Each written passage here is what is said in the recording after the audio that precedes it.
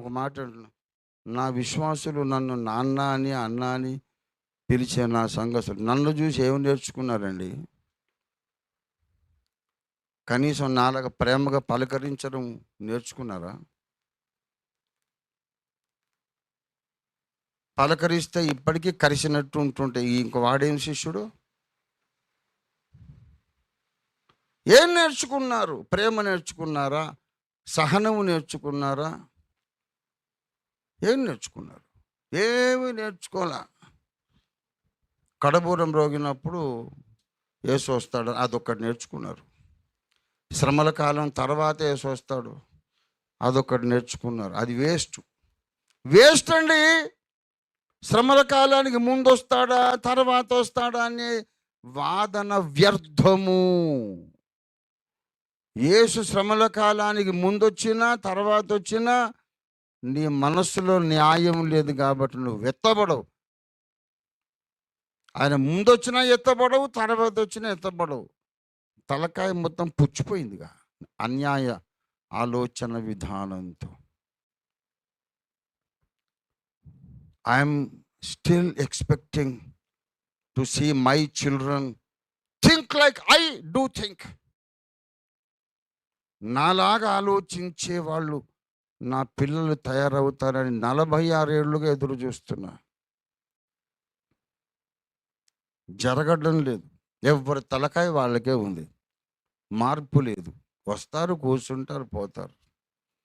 ఎందుకు వస్తారంటే ఆఖరిన ప్రేయర్ చేయించుకున్నాం. అది ఇది ఎంత సోది ఏదన్నా చెప్పుకో, పాఠాలు నేర్చుకోవడానికి రామండి. ఆఖరిన ప్రార్థన చేస్తే ఏదో మేలు జరుగుతుందని వస్తాం. అసలు సంఘాన్ని మూసేయాలని ఉంది నాకు. I don't want to run the church. వాక్యం బుర్రకెక్క. అక్కడ వెనుకున్న వాళ్ళని అడుగుతాను నేను, ఏం వాక్యం చెప్పాను చెప్పరా? మూల వాక్యం నుండి ఆఖరి దాకా చెప్పమని అడుగుతాను నేను. ఈ క్యాంపస్లో ఉన్న వాళ్ళు అందరిని అడుగుతాను నేను. వాక్యం బుర్రకెక్కదు, క్యారెక్టర్ మారదు, ఆలోచన మారదు. ఇష్టానుసారంగా ఆలోచించి ఇష్టానుసారంగా బ్రతకడానికి ఇంత ఏటికి ఎదురు ఇది. నేను సంఘం ఎందుకు నడిపించాలి? ఏమన్నా ప్రయోజనమా? తెల్లబట్టలు తప్ప ఏమి వేసుకోమన్నోళ్ళు మా కులం పిల్లే కావాలి, మా కులం అల్లుడే కావాలి. ఎందుకు ఆ సంఘాలు? అది దేవుని సంఘమా సైతాను సంఘమా? ఈ మాత్రం సంఘాలకు కోట్లు ఖర్చు పెట్టి గుడులు ఎందుకు, గోపురాలు ఎందుకండి?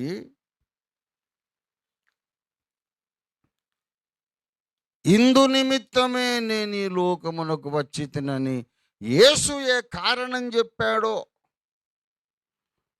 అందు నిమిత్తమే రంజితోఫీర్ సంఘాన్ని కూడా పెట్టాడు. యేసు ఏ ఉద్దేశముతో ఈ లోకానికి వచ్చాడో ఆ ఉద్దేశం నెరవేర్చడానికి రంజితోఫీర్ సేవలోకి వచ్చాడు. నాకు వేరే ఉద్దేశం లేదు. ఆ ఉద్దేశమే నెరవేరని నాడు నేను సేవ చేయనండి. ఆ ఉద్దేశమే నెరవేరని నాడు నేను సేవ చేయను. నాకు అవసరం లేదు. నేను ఎట్లాగైనా బ్రతకగలుగుతా.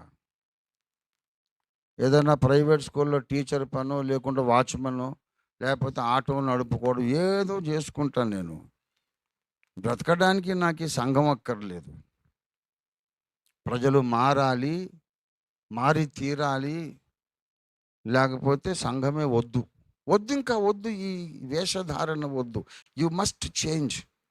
You must think like God, think like Jesus and think like Ranjith Ophir. This is the rule. Otherwise please don't come to this church. పోయి ఆగమాగం సంఘాలు ఉంటాయి. ఎంతమంది వస్తున్నారో తెలియదు, ఎవరి పేరేందో పాస్టర్కు తెలియదు, ఎవడు ప్రార్థన చేస్తున్నాడు, ఎవడు పాపం చేస్తున్నాడు ఆయనకు తెలియదు. ఏ సందేహానికి అక్కడ జవాబు దొరకదు, బాధలో ఉన్నోనికి ఆదరణ దొరకదు. అట్లాంటి సంఘాలు పోయిన అక్కడ పోయింది అందరూ. నాకు క్యాన్సర్ వచ్చి క్యాన్సర్తో పోరాడుతూ రాత్రి పగళ్ళు నిద్రపోకుండా కష్టపడి ఈనాటికి నేను అప్పు చేసి అందరికీ సహాయం చేస్తూ ఒక ఆదర్శవంతమైన జీవితం ఎందుకు జీవించాలి? ఎందుకు సంఘం నడపాలి? ప్రజలు మారకుండా ఎందుకు ఉండాలి? ప్రజలు మారరు. మీరు you may be shocked very soon in future. నేను చాలా ప్రయత్నం చేశానండి. ప్రజలు ఎవరు మారడం లేదు. ఎవడి మూర్ఖత్వం వాడికే ఉంది. వచ్చే ఆదివారం నుండి ఇక్కడ ఆరాధన జరగదు అని ప్రకటించడానికి కూడా నేను వెనుకకు పోను. I won't hesitate. ఎందుకంటే నాకు ఇది బతుకు తెరువు కాదు. I'm sorry my dear believers, మీకు నేను సరిపోను. మిమ్మల్ని నేను మార్చలేకపోయాను. వేరే పాస్టర్ ఎవరైనా ఉంటే చూసుకోండి అమ్మా, వచ్చే ఆదివారం ఇక్కడ ఆరాధన ఉండదు. ఎందుకంటే నేను ఎవరిని మార్చలేకపోయాను. ఎవడి మూర్ఖత్వం, ఎవరి తెలివి తక్కువతనం వాడికి ఉంది. మనస్సులో న్యాయము లేదు, ధర్మం లేదు.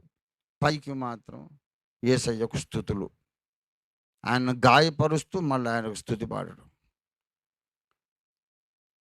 ఆయన్ని గాయపరిచి సిలువేస్తూ మళ్ళీ ఆయనకు హల్లెలూయా అనడం.